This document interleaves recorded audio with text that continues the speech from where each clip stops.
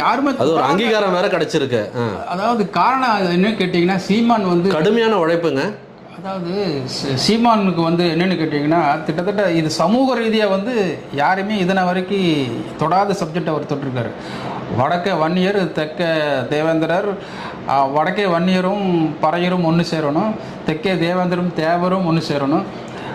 இந்த மாதிரி ஒரு அரசியல் ரீதியான ஒரு கான்செப்ட் எடுத்துகிட்டு போனது வந்து முதல் சீமான் தான். ஏன்னா இது வந்து தொடர்றதுக்கு எல்லாருமே பயந்தாங்க. ஆரம்பத்தில் வந்து டாக்டர் ராமதாஸ் ஐயா தொட்டார். ஆனால் அதே சமயத்தில் வந்து பெருசாக ஒன்றும் அது வீரியமாக போகலை. ஆனால் இன்றைக்கி வந்து சீமானோட ஸ்பீச்சுகளில் வந்து கவனிக்கப்படக்கூடிய ஒன்றாக இருக்குது. அதே சமயத்தில் என்ன சொல்கிறோம், வீரபாண்டியர் அவர் சொல்கிற மாதிரியே சிவவீரபாண்டியன் சொல்கிற மாதிரி அவரே வந்து சில கருத்துக்களால் உடன்படுற அப்படின்னு சொல்கிறாரு. ஸோ வந்து கருத்தியல் ரீதியாக வந்து அரசியலில் ஜெயிக்கிறது மிகப்பெரிய விஷயம். இப்போ வந்து மிகப்பெரிய ஜாம்பவான்கள் எல்லாம் அரசியல் ஜாம்பவான்களெல்லாம் வந்து